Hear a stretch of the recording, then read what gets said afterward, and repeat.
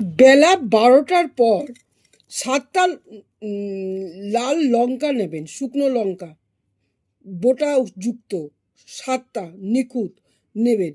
এবার যার হয়েছে কিছু, মানে যাকে দেখলে মনে হচ্ছে তার কিছু হয়েছে, তার মাথায় উল্টো দিক করে 7বার ঘোরাবেন।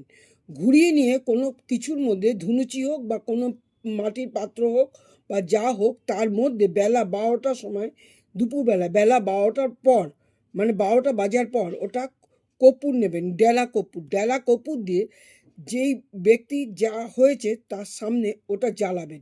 ওইটা তার সামনে জ্বালাবেন, 7টা লঙ্কা বোটাযুক্ত আর কর্পূর দিয়ে জ্বালাবেন। জ্বালিয়ে ওটা কি করবেন, তার সামনে জ্বালাবেন। এইভাবে এটা 3টি সপ্তাহ করবেন। পূর্ণিমা দিন করতে পারেন, শনিবার করতে পারেন, মঙ্গলবার করতে পারেন। যে দিন করবেন প্রত্যেক মাসে সেই দিনই করবেন। এর ফলে কী হবে, যাকে কেউ কিছু করেছে বা যা হয়েছে নিমেষে উধাও হয়ে যাবে 3-4 দিন বাদে।